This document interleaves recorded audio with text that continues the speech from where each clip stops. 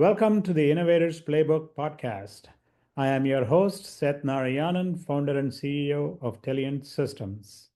Each week, I'll be sitting down with entrepreneurs, product leaders, and technologists who are solving real-world problems with bold ideas and smart execution. We will dig into what is working, what's not, and the lessons they have learned turning vision into reality. If you're leading digital transformation, scaling a startup, or just curious how innovation really happens behind the scenes, this is your playbook. Let's get started. Welcome, everybody, to the Innovators Playbook podcast. I am your host, Seth Narayanan, founder and CEO of Telient Systems. I am thrilled to welcome Lesley Jordan to the podcast today. Les is the Chief Product and Technology Officer at Clinicom, where he leads the creation of AI-powered tools that transform mental and behavioral healthcare. With a career spanning clinical trials, digital health, and regulatory compliance, Les has a proven track record of building solutions that improve patient engagement, streamline care, and deliver measurable results. Passionate about empowering patients and supporting clinicians, Les blends deep technical expertise with a collaborative leadership style to bring innovative, compliant, and impactful health technologies to the market. Welcome to the Innovators Playbook podcast. Looking forward to diving into your journey and the future of behavioral and healthcare technology. Well, thank you, Seth. I'm very much looking forward to our conversation today. Excellent. So let's get started. You have had a long career starting in technology and banking with a lot of focus in healthcare. Can you please, for the listeners, share some details on your journey that has taken you to your current role as Chief Product and Technology Officer at Clinicom? So what's interesting is I started off my career as a statistical programmer working on clinical trials, and it kind of launched me into the life sciences space. And I've spent most of my career in health and life sciences, including an almost 10-year stint at Microsoft as the CTO for their life sciences industry unit, as well as Chief Product Officer for a CRO, a contract research organization called Target Health, where I was CTO and CPO, and most recently working with Clinicom doing mental health assessment software. But the major theme has always been around how do we enable patients to get better and faster healthcare, whether that be in the clinical trial space and collecting data directly from patients early on, or in the healthcare space, working in patient engagement type technology. So that's been the recurring theme of my career. Interesting. Clinicom enables, say, single patient online assessment to detect 80 mental health conditions using adaptive AI. What was the genesis of Clinicom's assessment platform? Were you involved in that, or did you join them later on? I joined them later on, and really the reason I joined was they were looking for an expert in regulatory compliance and making sure that we were doing all of the things necessary to be in a good compliance state, as well as organizing the development team, and then more recently adding product onto that and making sure that we have all the requirements necessary for the product team to go and do their jobs. So I joined about 5 years ago. The company's about 10 years old. Started off with just a series of questions that the patient is asked. So as the patient goes through the assessment, it builds on questions asked previously and asks follow-up questions based on answers that they had given previously. The questions are weighted, they're scored. And at the end of the day, what it gives the clinician is a report of suggested and recommended diagnoses for the patient, so that we are making sure that the clinician is informed before the first visit with the patient. The clinician is informed on what all of the different conditions and comorbidities that the patient might have. Really very interesting, fascinating technology, fascinating use case, and really a space that's underrepresented in the industry right now. Yeah, definitely, with the mental health situation really worsening, not only in this country, but around the world. It's definitely the right product at the right time. You're using AI, obviously, in the product, but this product was started or founded about 10 years ago. I think the evolution of AI in the last 3 years has been pretty dramatic. So can you talk a little bit about if and how AI was used in the beginning, and have you, in the last 3 to 5 years, as you've been involved in it, have you taken a lot more time to leverage some of the newer AI technologies in your product? Yeah, and so it started off as what we call augmented intelligence and not artificial intelligence, if you understand the difference there.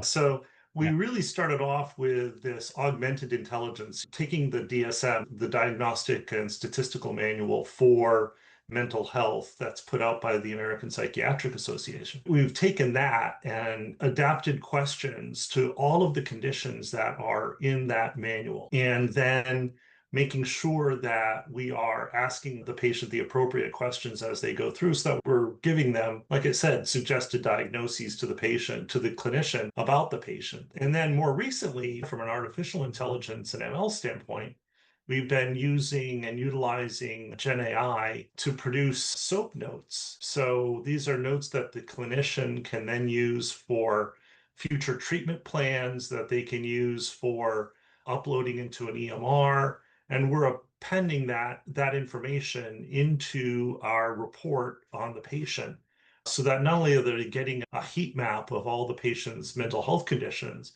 but they're getting prose and text and a narrative that they can then use to plan out the patient's treatment and course of action with that patient. Really very interesting.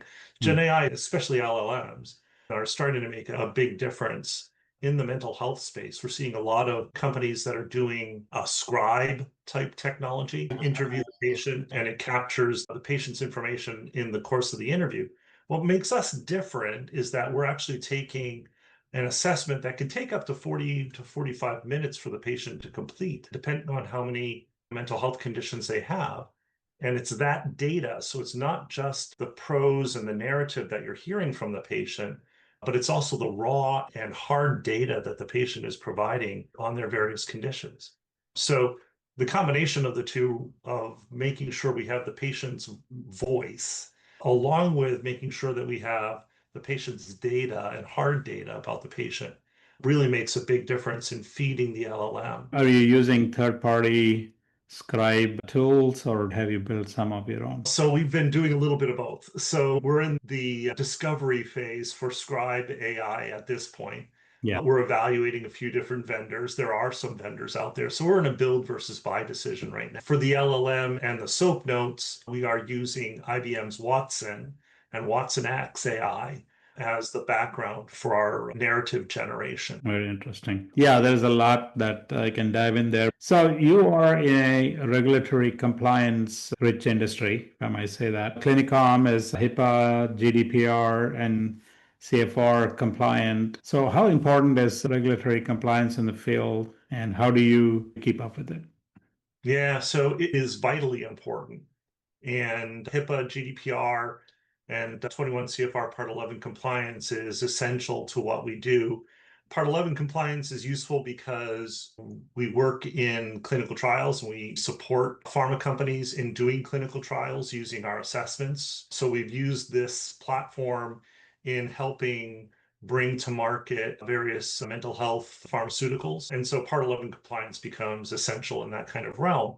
But HIPAA and GDPR compliance, particularly HIPAA in the US, is absolutely essential. And we need to make sure that we're protecting our patients' data and that we are encrypting all of the PHI, that we're encrypting personally identifiable information, and making sure that anything that is identifiable to the patient is encrypted in our platform. So we encrypt it, we keep it in separate data structures so that it is impossible to associate a patient's data with the patient. If you just were looking at our database, you would have no idea whose data is whose.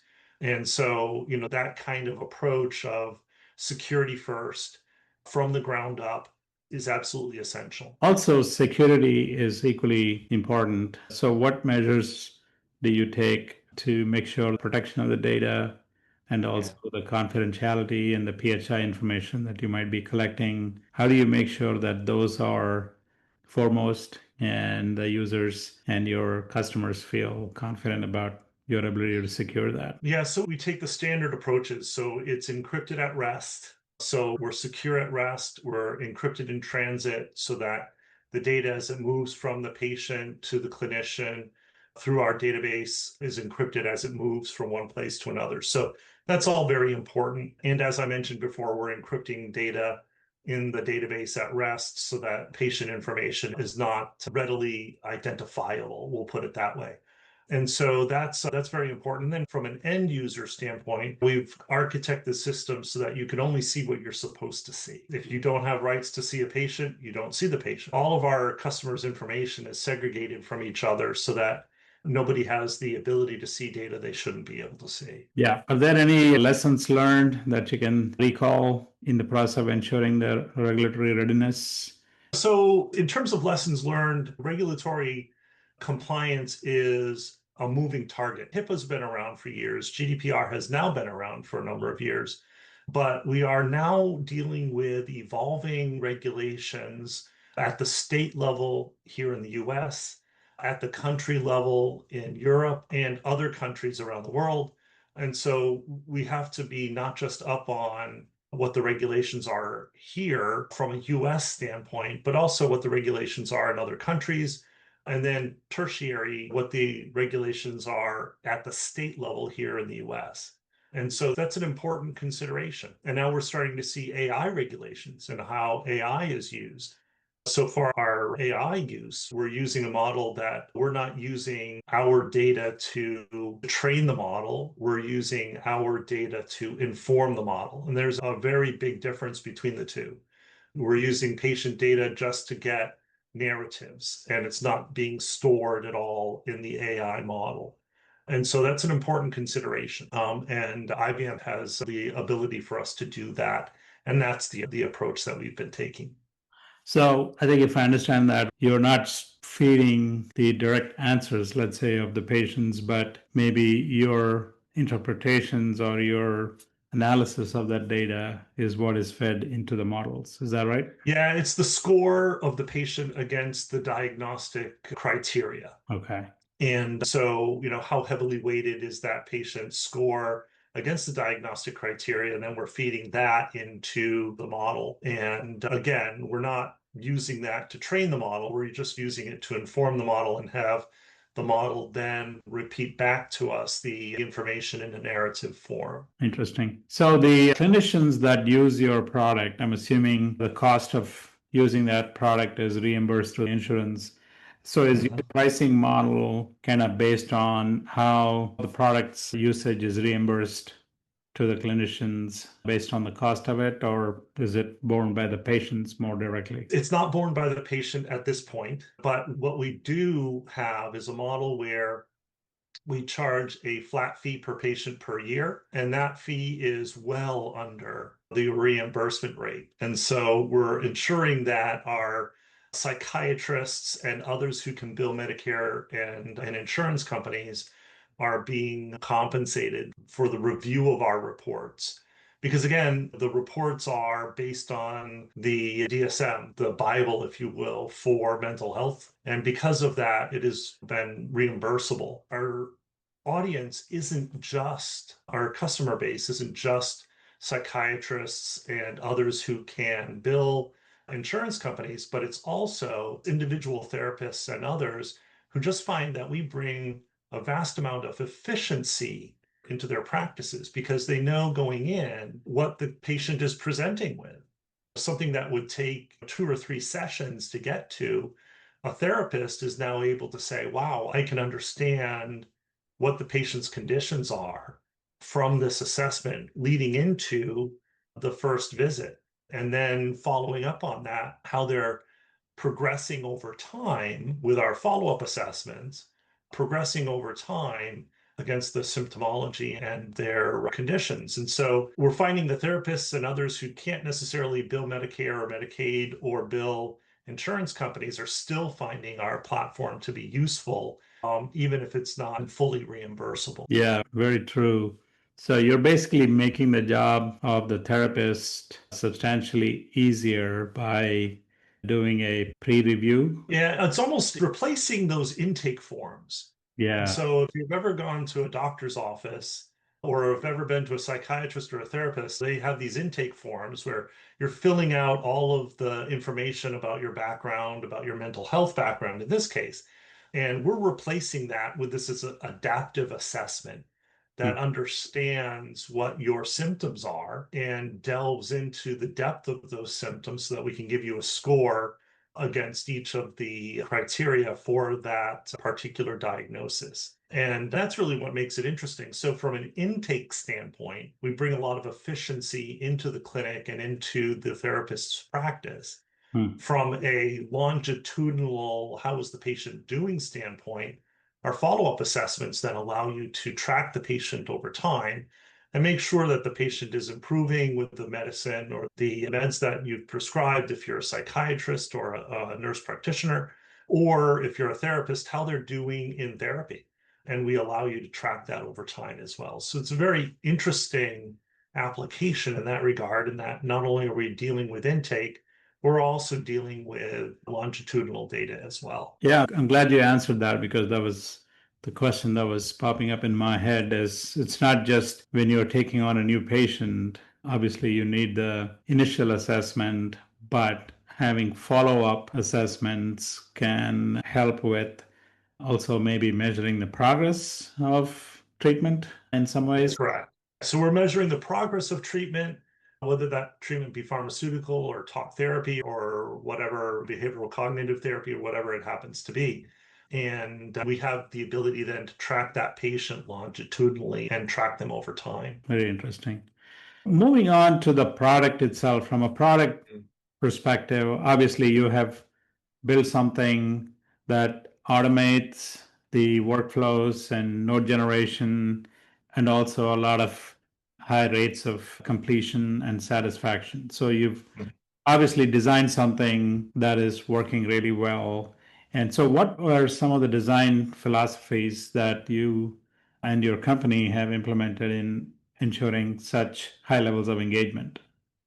Yeah, so there's a couple things that we've done. The first is that we reach out to the patient multimodally. So we invite the patient to do an assessment through email as well as through text messages. And in the clinic, if the patient hasn't done an assessment before their first visit, we have the ability to have the therapist hand them a tablet and actually capture the assessment in real time. And so that's really very interesting as well. So we have that multimodal approach to make sure that we're inviting the patient and making it a very inviting environment. So that's the first. And then the second is that we do provide very direct questions to the patient in a way that the patient can understand. So we're operating at a 6th grade level, I believe, a reading level, so that patients that are even teenagers can take our assessments, and we have the ability to capture information that is age-based. We're only asking questions that are relevant to the age of the patient, and it's adaptive in that way. So it's not just adaptive to your conditions, it's also adaptive to your age and to your role. We have the ability to go and invite others in the patient circle, be it a teacher or a parent, and have them fill out what they think is going on with the child and capturing the child's information in that way as well. So we call that a 360 view of the patient. And we have the ability to do that. So it's not just welcoming and inviting or adaptive questions to the patient. It goes further than that in asking the patient's family and others that are involved with the patient to provide feedback on where the patient is in their mental health state. And then in the questions themselves, the questions, like they said, are adaptive to the patient situation. Interesting. Do you do everything in a single session, or do you make the patients maybe wait a couple of days before asking the next set of questions? No, it's all in one session. However, you can break it up. So if you don't finish an assessment, you ran out of time, you had another commitment, whatever it happens to be, you can pause it. And then when you log back in, you restart the assessment from where you left off. So we do have the ability to start and stop assessments as the patient needs. Yeah, very interesting. Obviously, the product is in addition to whatever the clinicians may be using for their EHR or EMR. So, how integrated is your product or platform with the EMRs? And is that a requirement that you run into when you're especially dealing with clinicians? So with the individual practices, it hasn't been as much of a requirement. Yeah. However, as we've now grown into larger clinics and are working with larger clinics, EHR integration becomes a requirement. And so we've done integrations with a variety of EMRs. We're working on Epic right now. We've done Advanced MD, Clinical Works, and a number of others. We're also assessing right now, currently, which ones are most prevalent even for a small practice. And we're looking at how we best do integrations with those. So we're in the assessment phase as to what are the next EMRs that we're going to focus in on. And we're doing that by understanding what our current customer base is using from an EMR, as well as understanding what our prospects are using for EMR and EHR application. Yeah, integration is becoming a very hot topic. We are utilizing FHIR. So HL7 FHIR is the best way for us to do those sorts of integrations. And the evolution of the FHIR standard has been of great help in making sure that we can get the patient's data into the EHR. And in our integrations, we've done a number of things. We've done the integration where we can see when a patient has an appointment upcoming, and we automatically send them an assessment so that the clinician doesn't have to go into our system, invite the patient, get all the information on the patient's contact info and send it out. We read the EMR, understand that information, and then automatically generate and send an assessment to that patient.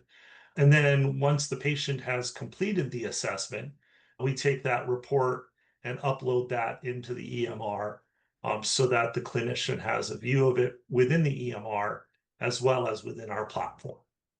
Interesting. So you have bi-directional integrations and you're taking reading data and storing it back in there. And all enabled by FHIR, and where FHIR hasn't been possible, by native APIs from the various EMR vendors. Yeah. So what are some of the emerging technologies that you're looking out in the horizon that you think might come to play? Obviously, you can further enhance AI usage and machine learning and so on. But in addition to that, what else is out there? Yeah, so AI really has some fascinating capabilities. We're looking at the ability to go in and ask questions about the patient and about your patient population.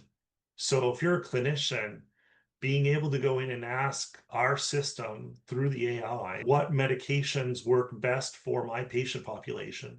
What treatments work best for my patient? Those things, because we have all of this hard data and we're tracking patients longitudinally, that sort of question becomes something that you actually could answer. It's not something we have in the platform today, but it's the sort of thing that we're looking at from an AI standpoint of being able to do. So population health from an individual clinician's standpoint, as well as from, say, a pharmaceutical company's standpoint, that population health data is really quite interesting and is something that we're looking at how to utilize best for the individual clinician who's our customer and seeing where that goes. So AI assisted population health is perhaps an area that we are looking at. And then just in terms of technology itself is evolving. We are looking at how best to use the cloud and cloud services in the infrastructure of our application as well. A number of things going on. We have our application and application development, but we also have infrastructure management that we need to pay attention to, and security trends that we need to pay attention to. So all of these come together in a synthesis that is called our roadmap and backlog at this point.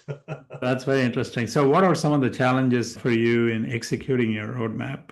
Is it availability of resources for development? Is it being able to spec out? Or is it uncertainty of which way technology and AI is going to go? What are some of your challenges that you wrestle with? Yeah, so I would say the number one challenge really is resources. We're a small company. And so being able to take on new projects and product enhancements is something that we are constrained by the amount of resources we have to be able to do it. All projects are governed by time, scope, and resources, that triangle of project management that we all grew up on, right? But outside of that, it is a resource constrained environment. And so we utilize what I call ruthless prioritization in our road mapping. And that means that we're looking not just at the business value, but also the effort involved in producing any given feature. And that's really what drives our roadmap. As a product manager, There's various product management frameworks. You can do RICE, you can do Moscow and the like, but I like to take a value versus effort approach. And that means that we go in, we understand what the business value is for any given feature or development effort or infrastructure effort, and compare that with the effort involved to produce that outcome. And then based on those two scores in combination with each other, those two scores then drive what is prioritized on the roadmap and how long it's going to take to do it. So is there a conflict? You play two roles. You play the role of CTO and Chief Product Officer. The roles have slightly, I would think, different objectives and goals, Yeah. right? So how do you balance both of those? Yeah, as owning both product and tech, there are some conflicts between the two. And one of them is around prioritization. The balance of needing to deal with tech debt versus the need for the business to move on with new features and capabilities. That's a very strong conflict. You have the power to prioritize. So in the morning, you put on your product hat, and maybe in the afternoon, you put your technology hat on and decide. So it helps, maybe. It does help. Interestingly, we do 1 week sprints. And so on Mondays and Fridays, I put my product hat on and I say, what are we going to do? And then what have we accomplished?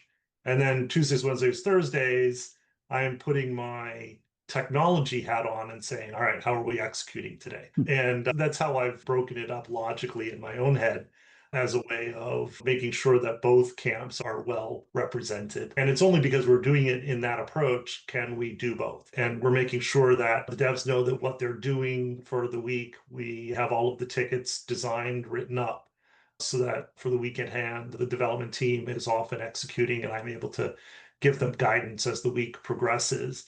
But then we're doing release meetings on Fridays and we release regularly and have a good release process, understanding what tickets have been done, what things need to roll over, and things of that nature. That's when I'm putting my product hat on. But the rest of the time is really dedicated to, all right, what is the right architecture? What is the right approach? What are the right technical things that we need to do to make the product move forward? Yeah. Talking of product strategy and product vision, I know you have an immediate roadmap probably of various functionalities within your current mental health space, but is there a use case for this technology to be applied in newer areas that is probably not related to mental health, like in HR, qualifying people for various roles? If I'm hiring for a sales role, there are some tools out there that I can assess somebody's suitability to a job role. Are there other use cases for this tech, or are you as a company focused on mental health? As a company, we're laser focused on mental health at this space at this time. There could be uses for the product as a whole in other areas. You mentioned a couple. But I think from a corporate focus standpoint, mental health is really where we are focusing. And that's a good thing because that amount of focus really helps us to understand our audience. It helps us to understand what our customer base is and helps us to fulfill their needs first. And I think that's really important. So focus is essential. Very interesting. You worked in large organizations and you worked in small organizations. Talking about innovation, how do you create a culture that fosters innovation within the team and company as a whole? Do you have any thoughts on that? It's interesting. I have a bit of an anecdote. We've been working on a number of features in a small company. And there was one feature in particular that we were doing a proof of concept on. And I like to move from proof of concept where you have an idea, you want to test it out, make sure that idea is going to fly, and then move into the feature development from there. And we were starting to get stuck in a POC kind of phase. And we were iterating a little too much on the POC. And finally, we had to say, no, we need to get an MVP. The POC is now good enough. We've proven that we understand the technology. We've proven that we know the APIs. We've proven that we can generate something. Let's decide on what the final product is going to be based on that POC, and then move forward to releasing the product and have an actual product roadmap for that new feature. That kind of approach is something that I've taken with me even in mid-sized and large companies, where you need to move from, yeah, we can do a POC, we can understand what the proof of concept is, we can understand the technology, gain some learnings on what the right approach is going to be for the final product development.